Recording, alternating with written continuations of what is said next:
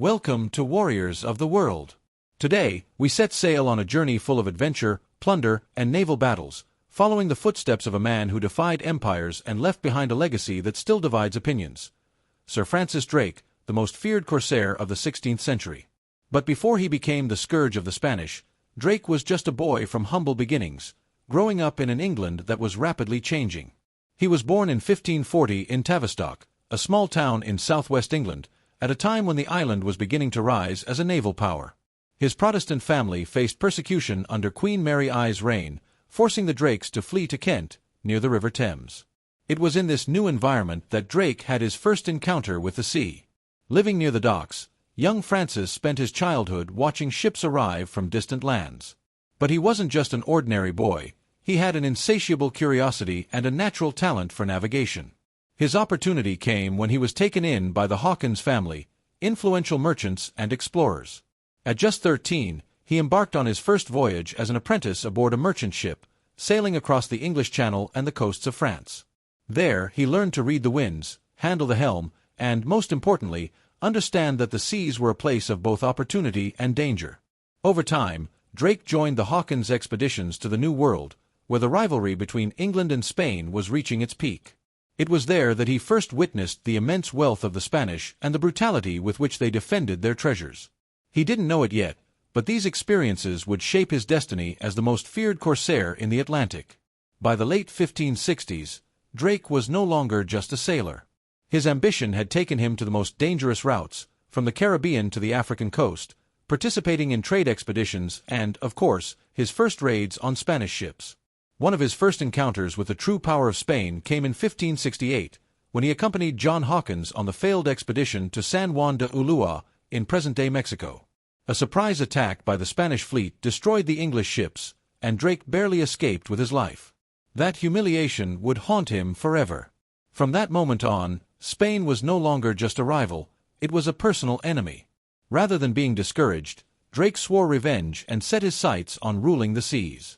With the support of Queen Elizabeth I, he received letters of marque, an official license to attack enemy ships and colonies on behalf of England.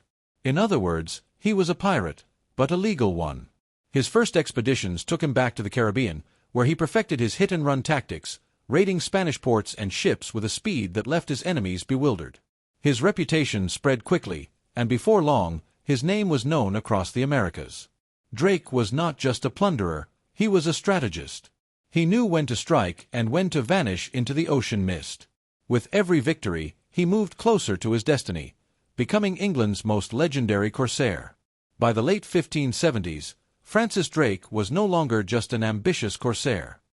He was a direct threat to the Spanish Empire, a man who knew their treasure routes better than many of their own captains. With this knowledge, he devised one of the boldest plans of his career, to attack Nombre de Dios, the key port through which the riches of the New World flowed. Nombre de Dios, in present-day Panama, was an essential link in Spain's gold and silver network. From there, precious metals were transported to Havana and then shipped to Spain. Drake knew that striking this city wouldn't just bring him an unimaginable fortune, it would send a clear message: Spain's waters were no longer safe. In 1572, Drake set sail from England with just 2 ships and around 70 men. It was a suicide mission, but he relied on speed and the element of surprise. After months of scouting and waiting, he found the perfect moment to strike. Under cover of night, Drake and his crew landed on the Panamanian coast and silently made their way toward the town. The assault was swift and brutal. The corsairs stormed Nombre de Dios and reached the treasure house, where tons of gold and silver were stored. But then, everything went wrong. During the raid, Drake was shot in the leg. Though he tried to keep fighting, the blood loss weakened him rapidly. His men, seeing their captain wounded, decided to retreat before Spanish reinforcements could trap them. The treasure was left behind, but Drake had achieved something even greater. He had struck fear into the heart of the Spanish Empire. But the story didn't end there. Drake was not one to give up easily. He knew Panama was still a gold mine, and he was determined to return. After the raid on Nombre de Dios, Drake had gained not only fame but also powerful enemies. The Spanish crown now saw him as a major threat and began fortifying its Caribbean holdings. But Drake had an even bigger plan. In 1577, under secret orders from Queen Elizabeth I, Drake set sail on an epic mission to circumnavigate the globe and attack Spanish holdings in the Pacific. Until then, this ocean had been Spain's exclusive domain. No one had dared to challenge its control. Drake left with 5 ships, but the journey was anything but easy. Upon reaching the Strait of Magellan, a ferocious storm wrecked 2 of his vessels and forced another to return to England. Only his flagship, the Golden Hind, managed to make it through. But what he found on the other side would change history. Spanish maps claimed that after the Strait of Magellan, there was only open ocean all the way to Asia. But the truth was different. Drake discovered that south of Tierra del Fuego, there was no land at all, only an immense, brutal ocean. Without realizing it, he had confirmed the existence of what we now call the Drake Passage, one of the most treacherous seas on Earth. After crossing the Pacific, Drake began a series of daring raids along the Spanish-controlled coast of the Americas. In Peru, he captured the galleon Nuestra Señora de la Concepción, packed with gold, silver, and jewels, one of the richest hauls ever taken at sea. Finally, in 1580, after 3 years of sailing, Drake returned to England. He had completed the second circumnavigation of the globe and had become the richest and most feared corsair on the planet. The Queen welcomed him as a hero and knighted him. From that moment on, Sir Francis Drake was no longer just a licensed pirate. He was the ultimate symbol of England's rising naval power. Francis Drake had returned to England as a hero. He was the first Englishman to circumnavigate the globe, had looted the coasts of the most powerful empire of the time, and now had the full favor of Queen Elizabeth I. But while London celebrated him with feasts and honors, in Spain, his name was synonymous with destruction and dread. King Philip II of Spain was furious. Drake had not only humiliated his empire but had also proven that the oceans no longer belonged exclusively to Spain. From that moment on, he became the #1 enemy of the Spanish crown, and a hefty bounty was placed on his head. Drake, however, had no intention of stepping down. More than a pirate, he was now a naval strategist serving England. Queen Elizabeth I provided funding for another expedition, this time with an even bolder objective: to completely disrupt Spain's trade routes and establish English dominance over the Atlantic. In 1585, Drake set sail with a fleet of 25 ships and over 2,000 men. His campaign in the Caribbean was devastating. He captured and plundered Santo Domingo, raided Cartagena de Indias, and burned down St. Augustine in present-day Florida. Wherever he passed, he left smoldering ruins and empty treasure chests. But Drake was not just a destroyer. He also understood the power of diplomacy. During his raids, he often negotiated with African slaves and indigenous populations oppressed by the Spanish, promising them freedom in exchange for support. These alliances gave him access to vital intelligence and allowed him to plan his attacks with surgical precision. In Spain, news of his victories turned into nightmares. Philip II realized that Drake was more than just a marauder. He was a direct threat to the heart of the Spanish Empire. And so, he decided to respond the only way possible, by building the largest armada the world had ever seen. By 1587, English spies had discovered that Spain was preparing a colossal fleet to invade England. The so-called Invincible Armada was being assembled in the ports of Cádiz and Lisbon, and once ready, Philip II would launch his final blow against the English. Queen Elizabeth I knew she couldn't let this happen. So she called upon her greatest weapon, Francis Drake. Drake was no conventional admiral. Instead of waiting for the Spanish fleet to set sail, he proposed a daring preemptive strike to destroy the ships before they were ready. The Queen approved, and in April 1587, Drake embarked on a mission that would go down in history as the singeing of the king's beard. Drake arrived at the port of Cádiz and launched a lightning raid that caught the Spanish completely off guard. For 2 days, his fleet bombarded and burned more than 30 enemy ships, as well as destroying tons of supplies meant for the Armada. But he didn't stop there. On his way back, he captured a massive Spanish ship loaded with gold and spices, the San Felipe, delivering a devastating financial blow to Philip II. The success of this raid delayed the Spanish invasion by at least a year and cemented Drake as England's most audacious naval commander. By now, he was no longer just a corsair. Drake had become a symbol of defiance, an unstoppable force at sea, and Spain's worst nightmare. But the real test was yet to come.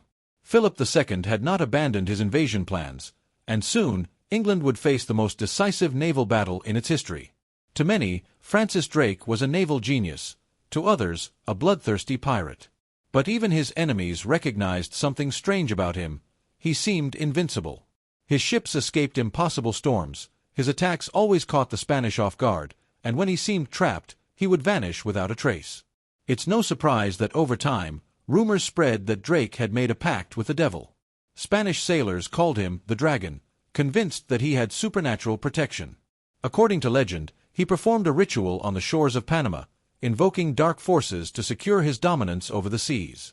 This tale gained traction because, on several expeditions, Drake would disappear for long periods in unknown territories, only to reappear with unimaginable riches. One of the greatest mysteries surrounding Drake is the fate of his treasures.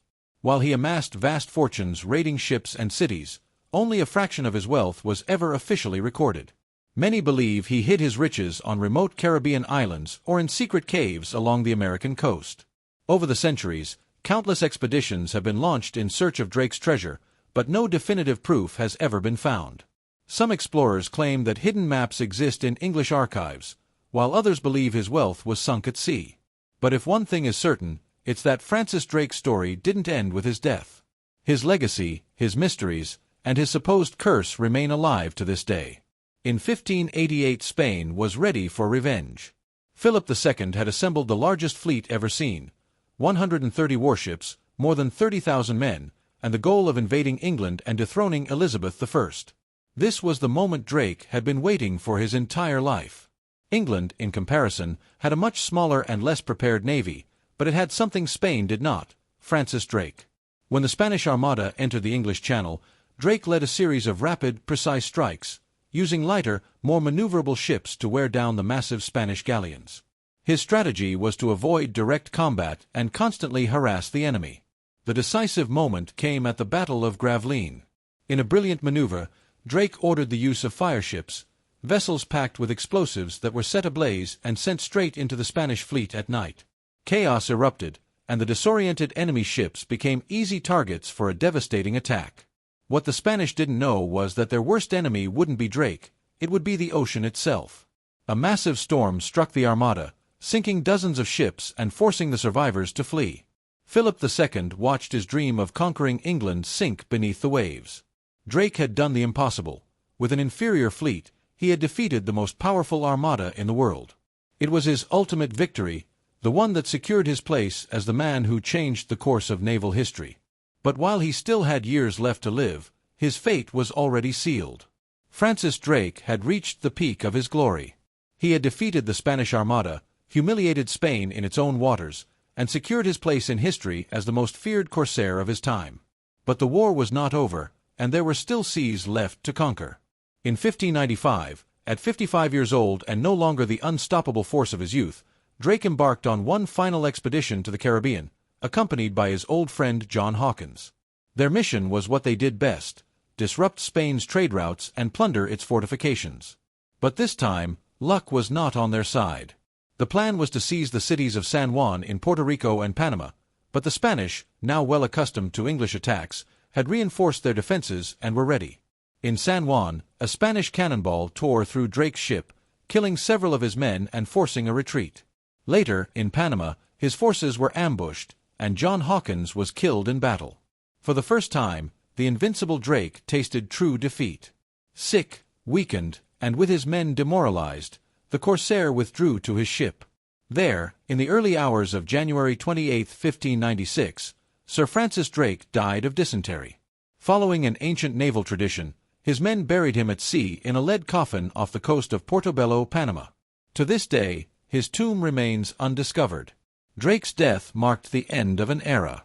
The man who had defied empires, plundered the seas, and changed the course of naval warfare now rested in the depths of the ocean he had ruled. But while his life had ended, his legend was just beginning. Drake was no ordinary man. He was an explorer, a corsair, an admiral, and, to some, a demon in human form.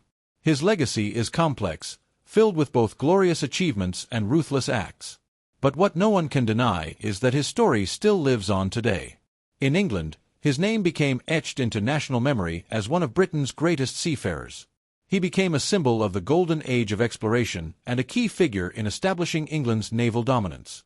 Without his victories, England might never have risen to become the maritime superpower that ruled the oceans for centuries. In Spain, however, his legacy is far less noble. Drake remains a villain, a merciless pirate who attacked cities and plundered their riches. His name is still taught in history books as one of Spain's deadliest enemies. But his impact goes beyond politics and war. The legend of Francis Drake has been fueled by novels, films, video games, and endless theories about his lost treasures. His life has inspired countless writers and filmmakers, from classic pirate tales to modern adventure heroes like Nathan Drake in Uncharted. Perhaps we will never know where his riches are hidden, nor whether his tomb in the ocean's depths will ever be discovered. But one thing is certain: as long as stories of corsairs, conquests, and exploration continue to be told, the name of Sir Francis Drake will never be forgotten. Thank you for joining us on this journey across the seas of history. If you enjoyed it, don't forget to subscribe, turn on notifications, share this video, and leave a comment. Until the next campaign here at Warriors of the World.